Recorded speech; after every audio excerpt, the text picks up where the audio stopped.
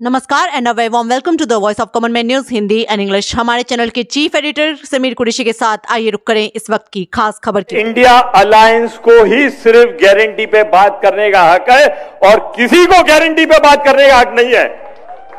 जो जो वादे पिछले 10 साल में लोगों से किए गए ये सरकार ने एक भी पूरा नहीं किया है, मगर जबकि इंडिया अलायंस ने आपके सामने अगर कोई गारंटी दी है उसको पूरा किया गया है।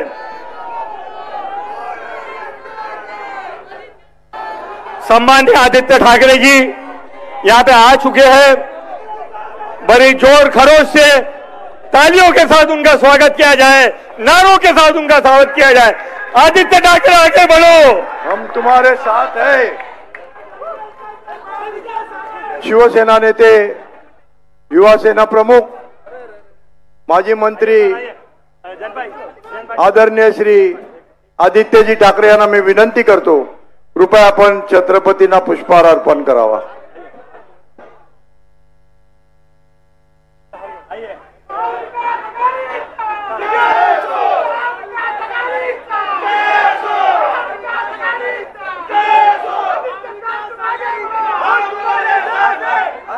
आदरणीय शिवसेना नेते, युवा सेना प्रमुख आदित्य साहेब यांना मी विनंती करतो, कृपया आपण छत्रपतींना पुष्पहार अर्पण करावा।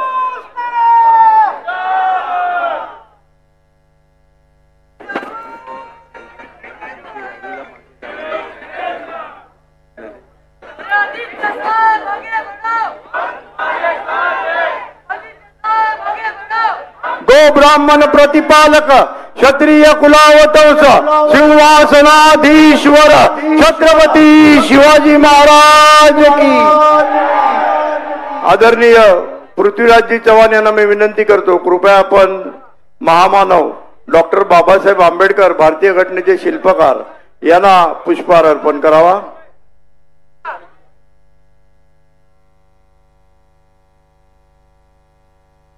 डॉक्टर बाबासाहेब आंबेडकर यांचा विजय असो।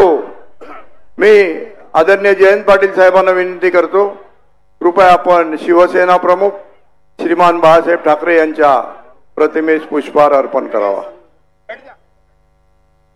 माननीय शिवसेना प्रमुख श्रीमान बाळासाहेब ठाकरे यांचा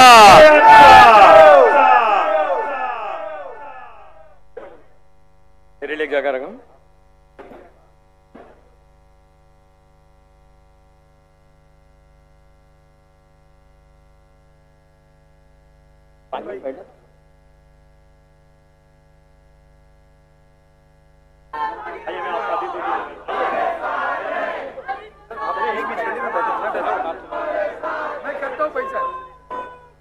आइए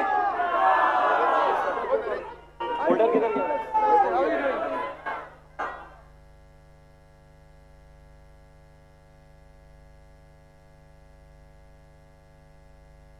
जिसको आप लोग बेसब्री से सुनने के इंतजार में थे, वो घड़ियां कुछ ही देर में खत्म होने वाली। मेरे बाद सिर्फ 4 लोग ही बोलने वाले हैं।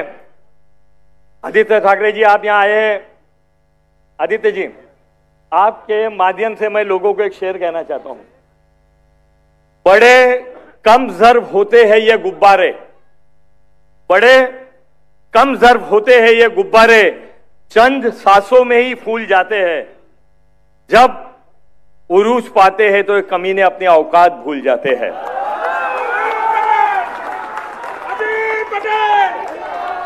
मैं बात कर रहा था गारंटी की। जब भी इंडिया अलायंस के माध्यम से आप लोगों को गारंटी दी गई है, इस देश में उस गारंटी को पूरा किया गया है। इससे पहले जो लोगों ने जो जुमले वादे किए वो सब जुमले हो गए। खुद खुल के बोले ये तो एक जुमला था, मगर जब कर्नाटक में चुनाव हो रहा था, राहुल गांधी जी ने जो गारंटी दी, राहुल जी ने जो आश्वासन दिया कर्नाटका की असेंबली के इलेक्शन में, पहली कैबिनेट मीटिंग के अंदर उसको पूरा किया गया। जब तेलंगाना में चुनाव हुए, राहुल जी ने जो आश्वासन दिया, जो वादे किए, जो गारंटी दी, पहली कैबिनेट मीटिंग में पूरी की गई। आज महाविकास आघाड़ी जो है वो इंडिया अलायंस के गठबंधन के अंदर है। और जो गारंटी उन्होंने दी है, ये 5 गारंटी जो उन्होंने दी है, उसके अंदर महिलाओं का अधिकार है, उसमें युवाओं का अधिकार है, उसमें जो कामगार है उनका अधिकार है, उसके अंदर जो व्यापारी है उनका अधिकार है। मैं बड़ी जिम्मेदारी के साथ आप लोगों को एक बात कहना चाहता हूं कि ये जो हिस्सेदार न्याय है, किसान न्याय है, नारी न्याय है, युवा न्याय है, श्रमिक न्याय है, ये गारंटी का ये पर्चा आप एक एक वोटर अपने पास संभाल के रखिए। जिस दिन इंडिया अलायंस की सरकार आएगी देश में, ये पहली कैबिनेट मीटिंग के अंदर इस गारंटी को मान्यता दी जाएगी। पहली मीटिंग में किसी वजह से ये गारंटी अगर अमल में नहीं आती है तो अमीन पटेल दोबारा कभी इलेक्शन नहीं लड़ेगा। मैं राजनीति से इस्तीफा दे दूंगा अगर ये गारंटी नहीं आती। ये वादा है इंडिया अलायंस का, ये वादा है एनडीए का, ये वादा है राहुल गांधी का, ये वादा है शरद पवार साहब का, ये वादा है उद्धव बाला साहब ठाकरे का, ये वादा है अरविंद केजरीवाल का। जो 5 गारंटी है, जिसके अंदर 25 गारंटी दी गई है, जो 5 जो हेड है वो आप सबको मिलेंगे। ये गारंटी आपको अपने घर को ले जाना है। मैं अपनी बात खत्म करने के पहले इस इलाके की जो दिल है उसके ऊपर बात करना चाहता हूं। ये मुंबा देवी है, ये कुमारवाड़ा है, ये मौलाना आजाद रोड है, यहां पर गंगा जमनी तहजीब है। यहां पे हिंदू और मुसलमान कंधे से कंधा मिला के काम करता है। सर, आपके आने के पहले मैंने बोला ये जो कैंडिडेट है वो AAA++ है। एक ये आदित्य ठाकरे का है, दूसरा अरविंद सावंत का है, तीसरा अमीन पटेल का है। और उसको जो AAA+ है वो एक शरद पवार साहब का है, एक उद्धव बाला साहब ठाकरे का है, तीसरा पृथ्वीराज चौहान का है। इस तरह का कैंडिडेट आपके पास है। यहां पे गंगा जमनी तहजीब की मैं बात करता था। यहां पर गोल्ड लेवल का मंदिर है। हमारे भाई जो है यहां आते हैं, यहां पे श्रद्धा से अपना सर झुकाते हैं, अपनी पूजा अर्चना करते हैं। 2 मिनट के रास्ते पे अगर हम चले जाते हैं तो इस्माइल शाह कादरी बाबा की मजार है, वहां पर भी लोग जाकर अपनी श्रद्धा से फूल पेश करते हैं। थोड़ा आगे चले जाइए, इस्लामपुरा में तो मस्जिद है। यहां पे बहुत ही प्यार भरा माहौल है, लोग मिल के रहते हैं। मेरी आपसे बात खत्म करने के पहले एक ही मुअद्दबाना गुजारिश है, एक ही इल्तिजा है, एक ही रिक्वेस्ट है। आप वोट देंगे। मेमनों में हमारे नसीम सिद्दीकी साहब यहाँ हो, जानते हैं एक एक बात है, दे दे, दिला दे या देने वाले का घर बता दे। आपको वोट देना है, दिलाना है और लोगों को साथ में लेके पोलिंग बूथ पे जाना है। मैं जानता हूं या आप अपनी काम में पूरी तरह से उतरेंगे। अरविंद भाई जीतेंगे, अरविंद सावंत जीतेंगे, इसके मन में यहां पर मुंबा देवी में और दक्षिण मुंबई में किसके दिल में कोई शंका नहीं है। मगर मेरी हाथ जोड़ के आपसे रिक्वेस्ट है कि मुंबई के अंदर सबसे ज्यादा अगर मार्जिन हो तो अरविंद सावंत की हो। यह बड़ी बात है, ये एनडीए के लिए बड़ी बात है, ये इंडिया अलायंस के लिए बड़ी बात है, क्योंकि एक पल की गलती सदियों को तकलीफ में डाल देती है। मैं एक बात के साथ अपनी बात खत्म करना चाहता हूं कि तारीख की नजर ने देखा है वो मंजर भी, तारीख की नजरों ने देखा है ये मंजर भी कि लम्हे ने खता की और सदियों ने सजा पाई है। 10 साल निकल गए, 10 साल निकल गए, लोग परेशान है, लोगों के पास रोजगार नहीं है, लोगों के पास सुरक्षा नहीं है। आज दौर आया है, आप नया इतिहास लिखने जा रहे हो। आपका एक वोट इतिहास लिखेगा और इस देश के अंदर बाबा साहब अंबेडकर का संविधान का एक एक शब्द अमल में लाया जाएगा। इस देश में सुकून होगा, इस देश में तरक्की होगी, इस देश में महिला सुरक्षित होगी, इस देश में लोगों को रोजगार मिलेगा। मैं अपनी बात खत्म करता हूं। जय हिंद, जय महाराष्ट्र, जय भीम, खुदा हाफिज। यानंतर आपल्या समोर महाविकास आघाडीमधील शिवसेना उद्धव बाळासाहेब ठाकरे पक्षाचे अधिकृत उमेदवार उत्कृष्ट संसदपटू सन्माननीय अरविंद गणपत सावंत हे आपले विचार व्यक्त करणार आहेत।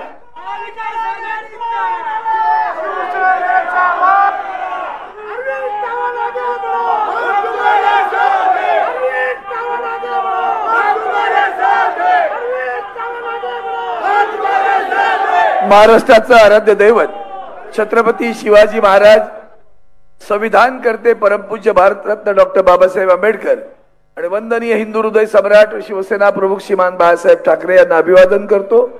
आणि माझ्या या लोकसभेच्या निवडणुकीच्या निमित्तानं उमेदवार म्हणून पहिल्यांदा मोठी जाहीर सभा होते। त्या सभेला आशीर्वाद देण्यासाठी उपस्थित असलेले काँग्रेसचे ज्येष्ठ नेते, राज्याचे पूर्व मुख्यमंत्री सन्माननीय आदरणीय पृथ्वीराज चव्हाण साहेब, सन्माननीय भारतीय या सगळ्या विचारांचा एक वेगळा जेव्हा जेव्हा या देशामध्ये तुकडे पाडण्याचा प्रयत्न केला पण निष्ठेने उभे राहिले, तसं राष्ट्रवादी काँग्रेसचे पण तुकडे करण्याचा प्रयत्न केला पण जे निष्ठेने उभे राहिले ते सन्माननीय जयंतराव पाटील साहेब आणि तुम्हा सर्वांचं लाडकं नेतृत्व, उद्याचं महाराष्ट्राचं भवितव्य सन्माननीय शिवसेना नेते आदित्यजी ठाकरे साहेब, व्यासपीठावर उपस्थित माझे मित्र ज्यांनी आता जोरदार भाषण केलं, अमीन पटेल साहेब, आमदार रईशेख आले नाहीत पण रवी बावकर, सुरेखाताई पाटील, रुपेश काटकेजी, रुक्साना मेसानिया, वैभव गेलोजी, इरा देवासी, हुस्नाबेन खलिफे, नरेश शेठ, निशामुद्दीन दाई, अरुणबाई दुधवडकर, राजकुमार बापना उपस्थित खर तर धगधगत्या मनानं आणि उद्या क्रांती करायची आहे असा विचार घेऊन उपस्थित असलेल्या निष्ठावंत बांधवांनो, भगिनींनो, मातांनो, खर तर मी काय बोलावं असं विचारत आहे कारण सगळेच इथे दिग्गज बसलेत आणि जेव्हा आशीर्वाद देण्यासाठी एवढी माणसं येतात तेव्हा आपल्याला काय करायचंय, इकडे आशीर्वाद इकडे आशीर्वाद, फक्त माझा विजयच आहे, बाकी काय करायचंय आपल्याला। फक्त एकच सांगेन, तुम्हाला अभिमान वाटेल, आदरणीय पक्षप्रमुख उद्धवजी ठाकरे साहेबांनी मला उमेदवारी दिल्यानंतर 2014-2019 तिसऱ्यांदा मला उमेदवारी दिली जाते आणि तिसऱ्यांदा उमेदवारी देणं म्हणजे माझा सन्मान केला असं मी समजतो। ते काम केलंय ते तुम्ही सगळ्यांनी पाहिलंय। बाबा तुम्हाला एकच गोष्ट सांगतो, महाराष्ट्रावरचा अन्याय मी तुम्हाला सांगण्याची गरज नाहीये, तुम्ही दिग्गज आहात, पण ज्या पद्धतीने माझ्या मुंबई मतदारसंघात आदरणीय उद्धवजींनी मुंबईला एक स्वप्न दिलं होतं, ते कोस्टल रोडचं, थीम पार्कचं आणि मुंबईच्या पूर्व किनाऱ्याच्या विकासाचं, गिरण्यांच्या मोकळ्या जागण्यावर जमिनीवर विकास, कुठला उद्योग करण्याचं, पडक्या चाळींचा नवीन पुनर्विकास करण्याचं, हे सगळं साकार करण्यासाठी मी गेली 10 वर्ष झगडत राहिलो आणि त्यासोबत महाराष्ट्राच्या अस्मितेला पण जपत राहिलो।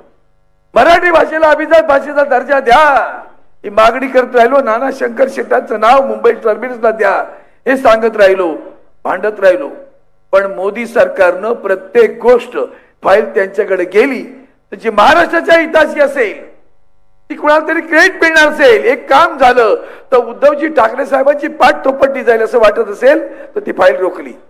आणखीन एक आठवण फक्त सांगतो, कोविड विसरू नका बरं।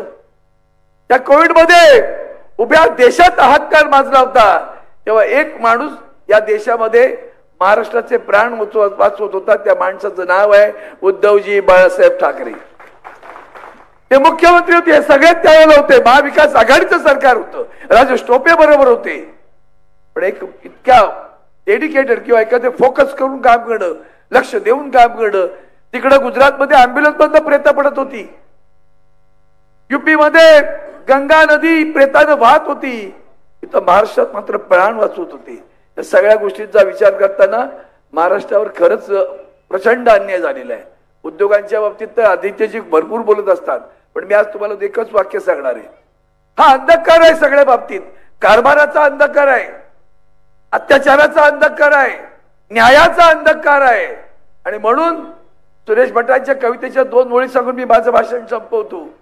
उषक्काल होता होता काळ रात्र आली, अरे पुन्हा आयुष्याच्या, जोरात आलं पाहिजे, अरे पुन्हा आयुष्याच्या तीच मशाल घेऊन विस्तार केला जा आणि बटनावर पहिल्या नंबरचं बटन दाबून महाविकास आघाडीचा शिवसेना उद्धव बाळासाहेब ठाकरे पक्षाचा एक निष्ठावंत पाईक म्हणून आपण मला निवडून द्याल अशी आशा बाळगतो आणि आपली रजा घेतो। जय हिंद, जय महाराष्ट्र, वंदे मातरम। यानंतर शिवसेना नेते, युवा सेना प्रमुख सन्माननीय सन्माननीय आदित्यजी ठाकरे साहेबांना विनंती करतोय की या ठिकाणी या सभेला संबोधित करावं.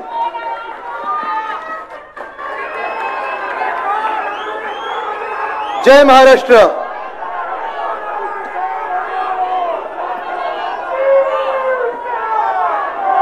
आताच खासदार आणि भावी खासदार अरविंद सावंत साहेबांनी सांगितलं की ते विचारात पडलेले आहेत की किती बोलायचं, आणि मी मागून त्यांना सांगितलं की तुम्ही इथे बोलूच नका, बोलायचं ते परत एकदा संसद भवनातच बोला. 4 जूनला इंडिया आघाडीचं सरकार बनतंय म्हणजे बनतंय.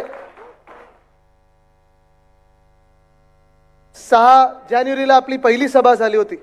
दक्षिण मुंबई मतदारसंघाची उमेदवारी घोषित झाली नव्हती तरी देखील आम्हाला सगळ्यांना माहिती होतं की अरविंद सावंत साहेब हॅट्रिक मारायला निघालेले आहेत आणि आपण सर्व त्यांच्या सोबत उभं राहणार. आपल्याकडे प्रचार करायची गरज किती आहे, काय आहे हे आपल्या सर्वांना माहिती आहे. मला वाटत नाही की दक्षिण मुंबई दुसरा कुठचाही विचार करेल 20 तारखेला मशालीचंच बटन दाबेल.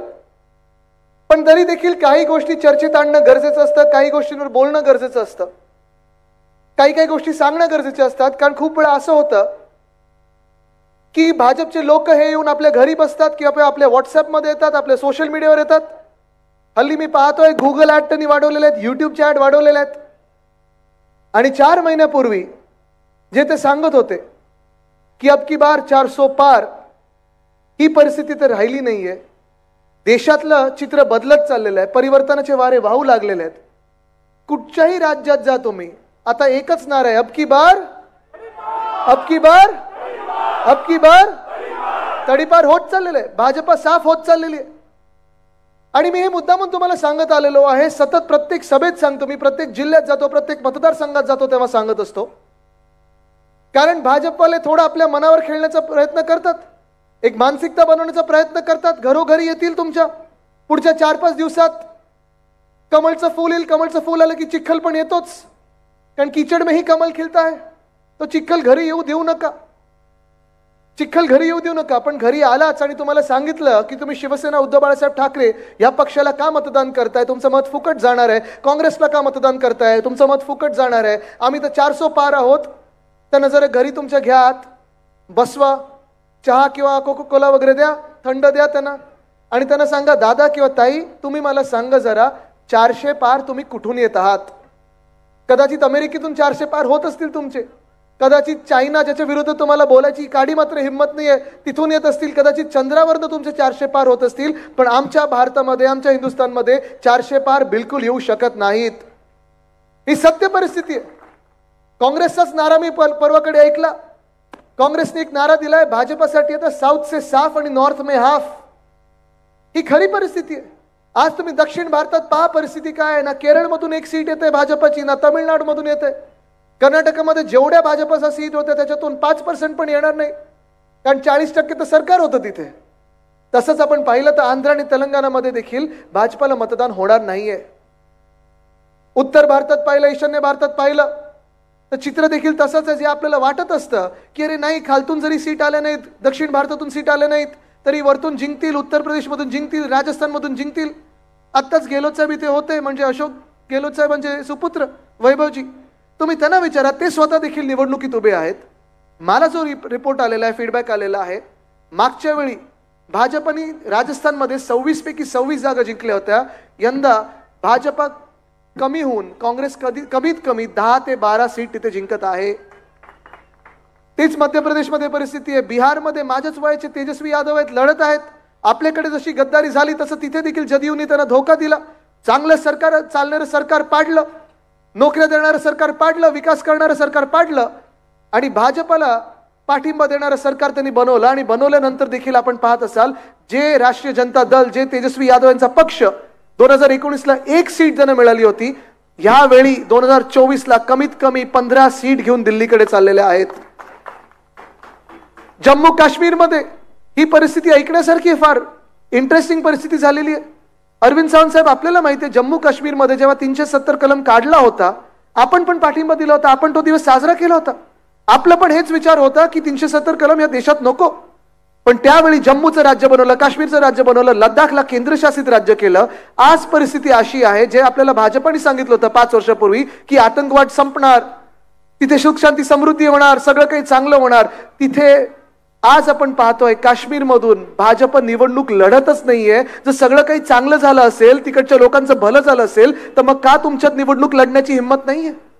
लडाखमध्ये जे केंद्रशासित राज्य केलं, त्याला सांगितलं होतं तुम्हाला पूर्ण अधिकार मिळतील, तुमचे मुख्यमंत्री मिळतील. आज आपण 5 वर्षानंतर सोनम वांगचुक नावाची व्यक्ती 21 दिवस उपोषण करत आहे. 30 ते 40 हजार लोक, लडाखी लोक रस्त्यावर आलेले आहेत, उपोषण करत आहेत. पण त्यांच्याकडे भाजप बघायला तयार नाहीये, कारण आपण हे पाहत आहोत तिथून भाजप निवडून येणार नाही. भाजपचे जे खासदार होते लडाखचे, त्यांनी फार मोठं भाषण चांगलं केलं होतं, संसद भवनात भाषण केलं होतं, आणि ते भाषण एवढं गाजलं होतं, आपल्याला वाटलं होतं लडाख आता कुठच्या कुठे जाईल. आज तेच भाजपचे खासदार, त्यांनी भाजपचा राजीनामा दिला, त्यांनी सांगितलं मी निवडणूक लढणार नाही, लोकांची जाऊन माफी मागितली आणि परत एकदा सांगितलं एक ही भूल. ते बोलले आम्ही नाही करणार हे पुन्हा एकदा. आणि हे सगळं चित्र देशभरात असताना तुम्ही मला सांगा महाराष्ट्र कोणाच्या बाजूने राहणार आहे? आपण आपल्या बाजूला पाहताय, आपण एका बाजूला महाविकास आघाडी आहे, इंडिया आघाडी म्हणजे आपण, शिवसेना उद्धव बाळासाहेब ठाकरे, काँग्रेस, राष्ट्रवादी काँग्रेस शरदचंद्र पवार साहेबांची, आणि सगळे आपले मित्र पक्ष आहेत. दुसऱ्या बाजूला भाजप आहे, ज्या भाजपने आपल्या राज्याचं राजकारण जे आहे ते 2-2.5 वर्षापूर्वी गढूळ केलं.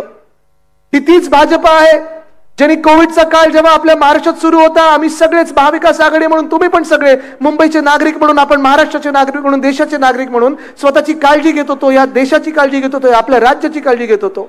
लोकांना हॉस्पिटल बेड कसे मिळतील, ऑक्सिजन कसं मिळेल, ह्याच्यावर आपण फोकस करत होतो, ह्याच्यावर लक्ष केंद्रित करत होतो. आणि त्याच वेळी जगात एकमेव पक्ष असा असेल ज्यांनी राजकारण केलं, घाणेरडं राजकारण केलं, त्याचं नाव म्हणजे भाजपा. ही तीच भाजपा आहे ज्यांना डॉक्टर बाबासाहेब आंबेडकरांचा द्वेष आहे, ही तीच भाजपा आहे ज्यांना महाराष्ट्राबद्दल द्वेष आहे, ही तीच भाजपा आहे ज्यांना संविधान बदलायचंय, आणि ही तीच भाजपा आहे ज्यांना आपली लोकशाही संपवायची आहे. आणि मी खरं बोलत आहे, नुसतं आम्ही बोलत आहे म्हणून काही संविधान बदलणार भाजप ह्याची अशी गोष्ट नाहीये. हे जे 400 पार जे मागत होते ते एवढ्यासाठीच मागत होते. त्यांचे देखील उमेदवार बोललेले, अगदी पंकजाताई मुंडे देखील बोललेले आहेत की 400 पार द्या, कारण आम्हाला संविधान बदलायचं आहे. का संविधान बदलायचं आपल्याला? जे नागरिक म्हणून आपल्याला अधिकार मिळालेत, हक्क मिळाले, जी काही आरक्षण मिळाले असतील, ज्या ज्या समाजाला त्यांचे आवाज मिळाले असतील, कर्तव्यांसोबत मिळाले असतील, हे सगळं जर तुम्हाला बदलायचं असेल, मग तुमचं नक्की लक्षण काय, तुमचं नक्की ध्येय काय? जसं बीसीसीआय मध्ये निवडणूक न होता तिथे अध्यक्ष तुम्ही बनू शकता, ट्रेझरर तुम्ही बनू शकता, सेक्रेटरी तुम्ही बनू शकता, तसंच तुम्हाला निवडणुका या देशात नको आहेत. कारण ज्या मिनिटाला निवडणुका होतात भाजप हरायला येते हे दिसायला लागलेलं आहे. आणि हे चिन्ह स्पष्ट आहे. जे मी सांगतोय 400 काय 300 काय 200 पण भाजपचे येणार नाहीत, ह्याचे पहिले संकेत आहे. जेव्हा जेव्हा भाजप हरायला येतं तेव्हा एक भाषा ती सुरू करतात, ते म्हणजे हिंदू मुस्लिम तेढ निर्माण करा, धर्माधर्मामध्ये तेढ निर्माण करा. ज्या मिनिटाला आपण विखुरले जातो त्या मिनिटाला भाजप येतं, त्यांची पोळी भाजते आणि सरकार बनवते. जर पुढे तुम्ही जाल, हिंदू मुस्लिम मध्ये वाद निर्माण नाही झाले तर हिंदू मध्ये वाद निर्माण करा, जातींमध्ये करा, उपजातींमध्ये करा, त्याच्यात वाद निर्माण करा. आणि तिथेही जर वाद निर्माण झाले नाहीत तर जिल्ह्यामध्ये वाद निर्माण करा की इथे तुम्हाला पाणी पुरवठा होतं, इथे तुम्हाला का नाही होतंय. पण तुम्हाला आज सांगतो मी, हे पहिलं संकेत आहे की भाजप हरत चाललेलं आहे. आणि देशात केंद्रात सरकार आपण भाजपचं बनवू देणार नाही, कारण आपलं संविधान मांडणारे आणि संविधान रक्षणाचं सरकार बनवायचं आहे, लोकशाहीचं सरकार बनवायचं आहे. भाजप या गेल्या 2-3 टप्प्यांमध्ये ज्यांचा प्रचार सुरू आहे, आपण विचार करायला पाहिजे की ठीक आहे, भाजप आपल्या घरी येईल, अनेक वचनं देईल, अनेक काही आमिष दाखवेल. फरक एवढाच आहे, 2014 मध्ये जे जुमले होते आता त्याचं ब्रँडिंग गॅरंटी म्हणून झाले. पण आज तुम्ही विचार केला पाहिजे, महाराष्ट्र म्हणून विचार केला पाहिजे, मुंबई म्हणून विचार केला पाहिजे की तुम्हाला, आम्हाला, ह्या महाराष्ट्राला, ह्या मुंबईच्या मातीला, भाजपला निवडून 10 वर्षात काय फायदा झाला. आज आपण पाहतोय गेल्या 10 वर्षामध्ये जे काही महाराष्ट्राचे हाल होत चाललेले आहेत, महाराष्ट्रावर जो अन्याय होत चाललेला आहे, तो कुठे ना कुठेतरी आपण रोखायचं पाऊल उचलणार आहे की नाही. तुम्ही कुठच्याही जातीचे असाल, तुम्ही कुठच्याही धर्माचे असाल, तुम्ही कुठचीही भाषा बोलत असाल, पण तुम्ही ह्या महाराष्ट्राचे नागरिक म्हणून विचार करा, या मुंबईचे नागरिक म्हणून विचार करा, मुंबईकर म्हणून विचार करा, दक्षिण मुंबई म्हणून विचार करा. आणि तो विचार करत असताना आपले समोर जे उभे आहेत, मिंदे गँगचे असतील, गद्दार गँगचे असतील, खोके गँगचे असतील, बाप चोर पक्ष चोर गँगचे असतील किंबहुना भाजप प्रणित खोके सरकारचे असतील, ह्या लोकांमुळे आपला फायदा झालेला आहे की नुकसान झालेलं आहे, हा तुम्ही विचार करण्याची आज वेळ आलेली आहे. 10 वर्षामध्ये पाण्यात जर मोजायचं असेल, आढावा जर घ्यायचा असेल तर सुरू करूया आपण याचा. पहिल्यापासून जर सुरुवात करायची असेल तर आपल्याच मुंबईमध्ये BKC मध्ये, म्हणजे आम्ही जिथे राहतो त्याच्याच बाजूला एक मोठा भूखंड होता. UPAच्या काळात डॉक्टर मनमोहन सिंग साहेबांनी त्याच भूखंडावर इंटरनॅशनल फायनान्शियल सेंटर हे प्रस्तावित केलं होतं. आणि मग जेव्हा 2014ला सरकार केंद्रातलं बदललं, भाजपाचं सरकार आपल्या डोक्यावर बसवलं गेलं, तेव्हा तेच इंटरनॅशनल फायनान्शियल सेंटर उचलून पाठवलं कुठे? त्यांनी गुजरातला गिफ्ट सिटी म्हणून पाठवलं. बरं, पाठवलं तर पाठवलं, तोच भूखंड तिथे दुसरं काहीतरी करण्यापेक्षा किंवा तिथे पण इंटरनॅशनल फायनान्शियल सेंटर करण्यापेक्षा तो भूखंड उचलला आणि बुलेट ट्रेनच्या घशात फुकटात टाकला. तुम्ही मला सांगा, आज बुलेट ट्रेन मधून इथे किती लोक आहेत जे गुजरातला रोज जाणार आहेत कामधंद्यासाठी, नोकरीसाठी? कोण जाणार इथून? नाही जाणार. पण ते बुलेट ट्रेन अशी बनवत आहेत, का नाही त्यांनी मुंबई ते नागपूर बनवली? का नाही मुंबई ते पुणे बनवलं? का नाही मुंबई ते दिल्ली बनवलं? पण आज प्रश्न जो पडत आहे, गेल्या 10 वर्षात असेल, गेल्या 5 वर्षात असेल, गेल्या 2-2.5 वर्षामध्ये असेल, जे मी सांगितलं की राजकारण घाण करत राहायचं, राजकारण गलिच्छ करत राहायचं, आरोप प्रत्यारोप करत राहायचे, आपलं लक्ष जे आहे ते भरकट व्हायचं. आणि हे सगळं करून भाजपची जेव्हा पोळी भाजत राहते तेव्हा देशामध्ये एकमेव राज्य असं ज्याचा फायदा होतो ते म्हणजे गुजरात. आणि खरं तर तिथे जाऊन ग्राउंड सिच्युएशन आपण पण बघितली पाहिजे, खरोखर गुजरातचा फायदा होतोय का? आज आपण पाहतोय या महाराष्ट्रामध्ये जे काही उद्योगधंदे आपण महाविकास आघाडी म्हणून आणले होते, आणि होय मी नेहमी तुलना करतो, ह्याच 5 वर्षाची 10 वर्षाची तुलना करायची गरज पण नाहीये, पण ह्या 5 वर्षामध्ये 2.5 वर्ष आपली महाविकास आघाडीची आणि 2.5 वर्ष ह्या मिंदे सरकारची, भाजप प्रणित खोके सरकारची तुलना करूया आपण. तुलना जर करायची असेल, इथे अनेक तरुण आले, तरुण तरुणी आले, जे 20शीतले असतील, 30शीतले असतील, शिकलेले आहेत, तरुण आहेत, रोजगाराच्या संधी शोधत आहेत, कदाचित आपल्या मुंबईतून असतील, इतर काही जिल्ह्यातून असतील, देशभरातून कुठच्याही दुसऱ्या राज्यातून असतील, जे स्वप्न घेऊन आपल्या मुंबईत येतात की मला कधी ना कधीतरी रोजगार मिळेल, कुठचा तरी जॉब मिळेल, कुठची तरी नोकरी मिळेल. पण आपलं सरकार असताना, महाविकास आघाडीचं सरकार असताना मॅग्नेटिक महाराष्ट्राच्या मार्फत आपण अनेक रोजगार इथे उपलब्ध करून देण्याचं काम केलं. कारण आपल्या राज्यामध्ये आपण 6.5 लाख कोटीची गुंतवणूक ह्या महाराष्ट्रात आणली. ती कोविड काळी आणली, ती आपल्या महाविकास आघाडी सरकारने आणली. उद्धव बाळासाहेब ठाकरे ह्या व्यक्तीवर विश्वास ठेवून ते उद्योजकांनी महाराष्ट्रात आले, ते इन्व्हेस्टमेंट आणली, गुंतवणूक आणली. पण ज्या मिनिटाला भाजप प्रणित खोके सरकार बसलं 2022 साली, मला आठवतं मी पण त्या विधान भवनात समोरच बसलेलो. हे जे घट्टा बाह्य मुख्यमंत्री आहेत त्यांना वाटलं की तो वेदांता फॉक्सकॉन वाले कॉन्ट्रॅक्टर आहेत, त्यांनी सांगितलं तो वेदांतावाले येणार आहे, 4 लाख कोटी घेऊन येणार आहे. मला काही कळलंच नाही. म्हणजे एक तर वेदांत फॉक्सकॉन आपण प्रयत्न करतो की चला तुम्ही पण आणा, काही हरकत नाही, पूर्ण श्रेय घ्या, तुम्ही घ्यायचं तेवढं श्रेय घ्या, पण आकडे तरी नीट सांगा. वेदांत फॉक्सकॉन काय बनवणार? सेमीकंडक्टरची बनवणार होतं. मग पुढे किती लाख कोटीची गुंतवणूक येणार होती? 2.25 लाख कोटीची गुंतवणूक येणार होती. वेदांत फॉक्सकॉन सोबत अनेक वेगळे वेगळे छोटे मोठे 160 क्लस्टर इंडस्ट्रीज येणार होत्या. तळेगाव मध्ये आपण आणणार होतो. आणि हेच सगळं करत असताना 1 लाख तरुण तरुणींना आपल्या महाराष्ट्रामध्ये रोजगार मिळाला असता, भूमिपुत्रांना तिथे रोजगार मिळाला असता. पण सरकार बदललं. आणि मग हे सरकार बदलल्यानंतर जसं आपल्याशी धोका झाला, आपल्याशी गद्दारी झाली, तसं महाराष्ट्र बरोबर गद्दारी व्हायला लागली. आणि ह्या सरकारनी तो वेदांत फॉक्सकॉनचा प्रकल्प जो आहे तो पाठवला कुठे? हो, गुजरातला पाठवला.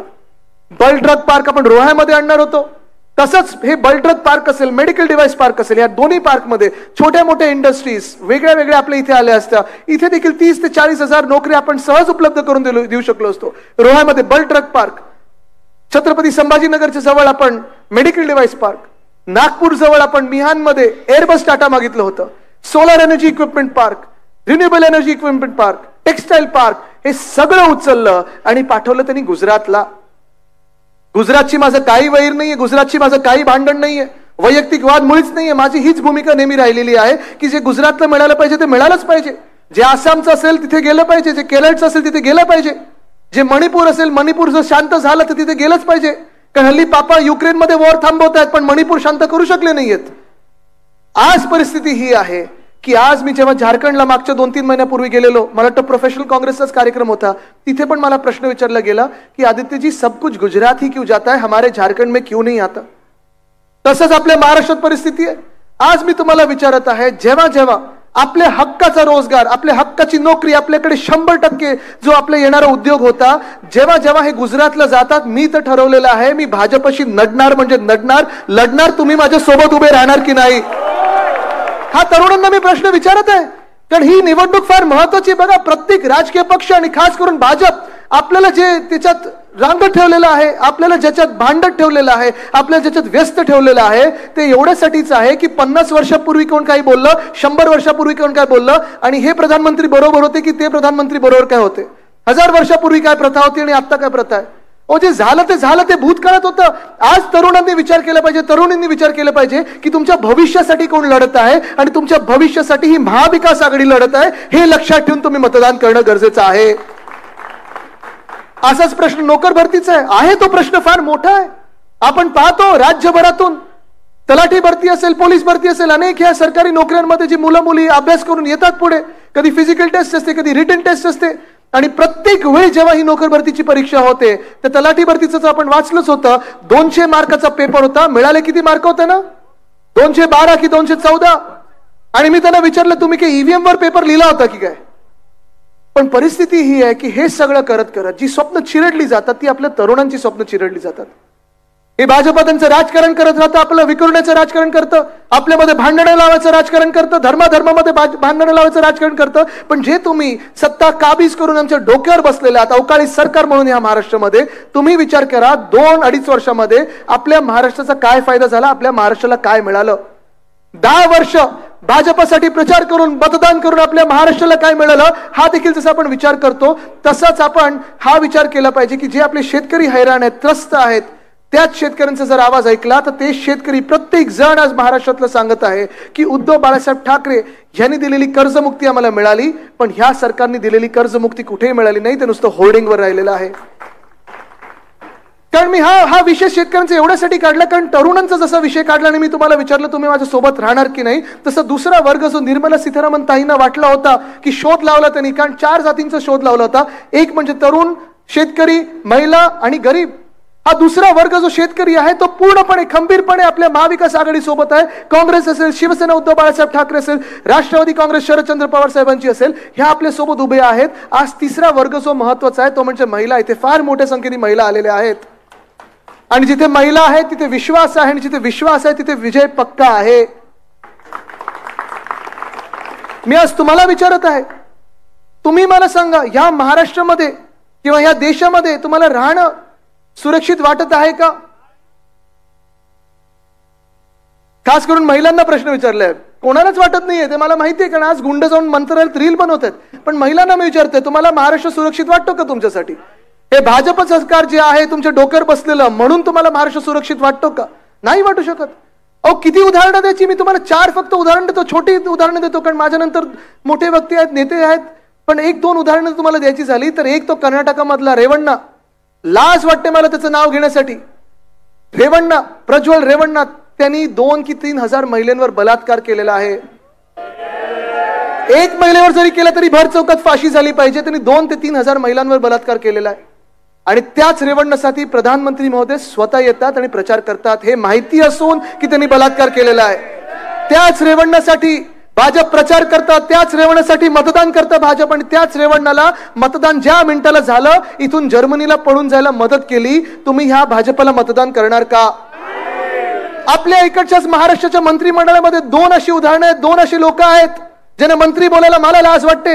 एक मंत्री असे आहेत ज्यांनी सुप्रियाताई सुळेंना टीव्हीवर जाऊन घाणेरड्या शिव्या दिलेल्या आहेत, 16 की 17 वेळा शिव्या दिलेल्या आहेत. आपलं सरकार असतं तर ह्या मंत्र्यांना लाथ मारून आपण काढली असतं, पण ह्याच मंत्र्यांना पदोन्नती दिली मिंदे सरकारमध्ये. अशा भाजपला आणि अशा मिंदेगताला तुम्ही मतदान करणार का? करू शकता का तुम्ही? दुसरे मंत्री असे आहेत, आपल्याच मंत्रिमंडळात असताना त्यांच्यावर आरोप झाले होते आणि उद्धव साहेबांनी राजकीय पडसाद न बघता त्यांना एका मिनिटात काढून टाकलं होतं. पण ज्या मिनिटाला आपलं सरकार गेलं आणि मिंदे सरकार बसलं, त्यांना पुन्हा एकदा मंत्री केलं, त्यांना पुन्हा एकदा खातं दिलं आणि कॅबिनेटचा दर्जा दिलेला आहे. ह्या मिंदे सरकारला आणि त्यांच्या पूर्ण त्या टोळीला तुम्ही मतदान करणार का? करू शकणार का? देशातलंच उदाहरण द्यायचं झालं, अजून एक भयानक उदाहरण तुम्हाला देतो. एक महिला होती बिल्किस बानो नावाची. त्या महिलेचा बलात्कार झाला आणि बलात्कार होत असताना तिच्या 3 वर्षाच्या मुलीला तिच्या डोळ्यासमोर चिरडून मारून टाकलं, डोकं ठेचून मारून टाकलं. सुप्रीम कोर्टाने सजा सुनावली, जन्मठेपेची सजा सुनावली, जेलमध्ये होते हे सगळे बलात्कारी. पण ज्या मिनिटाला गुजरातमध्ये निवडणूक सुरू झाली त्या मिनिटाला गुजरातमधल्या भाजप सरकारने त्या बलात्कारांना जेलमधून काढलं, आरती ओवाळली, त्यांच्या गळ्यात हार टाकले आणि प्रचार सभेत फिरवलं. तुम्ही अशा भाजपला मतदान करू शकणार आहात? आपल्याला जी शिकवण मिळालेली आहे, आपली जी संस्कृती आहे, वंदनीय हिंदू सम्राट बाळासाहेब ठाकरे जे आपल्याला सांगितलेलं आहे की बिल्किस बानो ह्या महिलेची जातपात धर्म न पाहता, जे कोणी बलात्कारी असतील त्यांची देखील जातपात धर्म न पाहता ज्यांनी कोणी बलात्कार केला त्याला भर चौकात फाशीच झाली पाहिजे, ह्या विचाराचे आपण आहोत. पण हा तिसरा वर्ग देखील महिला आज आपण पाहतोय की विचारात पडलेला आहे की आम्ही भाजपला मतदान कसं करायचं. ईव्हीएम वर जेव्हा आम्ही बटन दाबायला जाऊ तेव्हा ह्याच बलात्कारांच्या पक्षाला कसं मतदान करायचं. आहेत तिथे दक्षिण मध्य मुंबईमध्ये पण मिंदी गटातून एक इकडचे रेवन्न उभे आहेत, त्यांच्या पण क्लिपा खूप व्हायरल गेलेल्या आहेत. कुठे कुठे कुठे काय काय मला माहित नाही, जाऊ दे, त्याच्यात जात नाही मी, पण तो पण प्रश्न तिथे आहेच. आणि चौथा वर्ग जो आहे तो म्हणजे गरीब. आज तुम्ही मला सांगा, या देशात कोणाला जगणं परवडतंय का? आपण जेव्हा युपीचं सरकार होतो आणि आपण महायुतीमध्ये होतो, भाजपसोबत होतो, अर्ध्या रुपयांनी कुठे गॅस वाढला, अर्ध्या रुपयांनी डिझेल वाढलं की आपल्याला भाजपकडून फोन यायचा की चला भारत बंद करायचे, की आपण सगळे रस्त्यावर. आपले कार्यकर्ते लाठीकाठी खायचे, आपले कार्यकर्ते जेलमध्ये जायचे, आपण आंदोलन करायचो. भाजपवाले काही काही लोक तर सिलेंडर घेऊन बसायचे. आता मंत्री झालेले आहेत, बरोबर फोटो काढला की पळून जायचे. आज तुम्ही मला सांगा, 10 वर्षापूर्वी जे आपल्याला सांगितलं होतं की महागाई कमी करू, होर्डिंग सगळीकडे बघितले होते आपण, बहुत हुई महंगाई की मार, कोणाला फटका पडत आहे आता? जीडीपी अर्थतज्ञांचं नाही, आपलं जे जीडीपी आहे, गॅस, डिझेल, पेट्रोल, तुम्ही मला सांगा गॅसची किंमत तेव्हा काय होती 14ला, आता किती झाली आहे? 400 पार झालं ना. तिथे करणार भाजपला मतदान? डिझेलची किंमत 14ची आठवते का कोणाला? आठवत सुद्धा नाहीये. पेट्रोलची किंमत कोणाला आठवते का? नाही आठवत. तुम्हाला आठवते का? रुपयाची बराबरी डॉलर बरोबर करणार होतो. कुठे गेला आपला हा देश? कुठे चाललोय आपण? आणि विचार कशावर? म्हणजे 10 वर्ष तुम्ही काय केलं ह्याच्यावर बोलायला तयार नाही. पण विरोधी पक्ष मटन मांस मच्छी खाते, विरोधी पक्ष ह्या रंगाचे कपडे घालते, विरोधी पक्ष ते घालून फिरते. आम्ही मटन मांस मच्छी खाऊ किंवा पालेभाजी खाऊ, तुम्ही कोण आम्हाला सांगणार आहात? सरकारचं काही काम बनत नाही की आम्ही काय खायचं आणि काय घालायचं आणि कुठे जाऊन बसायचं. सरकारने इथे लक्ष देखील दिलं नाही पाहिजे. पण हाच धोका फार महत्वाचा आहे. ह्या सरकारला ठरवायचं आहे की तुम्ही काय विचार करता आणि कुठे मतदान करणार. आज मी तुम्हाला विचारत आहे, ह्या मुंबईला संपवण्याचा जो प्रयत्न होत आहे भाजपाकडून, तुम्ही त्यांना मतदान करणार आहात की मशालीला मतदान करणार आहात? मी आज तुम्हाला प्रश्न विचारत आहे की आपल्या देशाचं संविधान जे बदलायला निघालेत भाजपवाले, तुम्ही त्यांना मतदान करणार आहात की मशालीला मतदान करणार आहात? मी आज तुम्हाला सवाल करत आहे की या देशातली लोकशाही जे संपायला निघालेत भाजपवाले, तुम्ही त्यांना मतदान करणार की मशालीला मतदान करणार? मी आज विचारत आहे, जे महाराष्ट्र संपायला निघालेत, महाराष्ट्राची आर्थिक शक्ती आहे ती कमी करायला निघालेत, त्या भाजपला तुम्ही मतदान करणार की मशालीला मतदान करणार? मी आज तुम्हाला विचारत आहे, जे मुंबई तोडायला निघालेत, जे मुंबई गिळायला निघालेत, त्या भाजपला तुम्ही मतदान करणार की मशालीला मतदान करणार? मी आज तुम्हाला विचारत आहे की आपल्या समोर जे मिंदे सरकारमधले जे कोणी गद्दार उभे राहिलेले आहेत, ज्यांनी उद्धव साहेबांच्या पाठीत खंजीर खुपसला, तुम्ही त्यांना मतदान करणार की मशालीला मतदान करणार? मी आज तुम्हाला विचारत आहे, जे डरपोक 40 गद्दार इथून गोव्याला गेले, पहिले गुजरातला गेले, गुवाहाटीला गेले, गोव्याला गेले, तुम्ही त्यांना मतदान करणार त्या डरपोक लोकांना की मशालीला मतदान करणार? तुम्ही गद्दारांना मतदान करणार की मशालीला करणार? तुम्ही भाजपला करणार की मशालीला करणार? मग 20 मेला आपले उमेदवार कोण? 20 मेला आपले उमेदवार कोण? आपलं चिन्ह कुठचं? आपलं चिन्ह कुठचं? आपलं चिन्ह कुठचं? आपलं चिन्ह कुठचं? 20 मेला मशालीवर मतदान करायचं आहे आणि जो देशात अंधकार पसरलाय तो दूर करायचा आहे. धन्यवाद. जय हिंद, जय महाराष्ट्र, वंदे मातरम.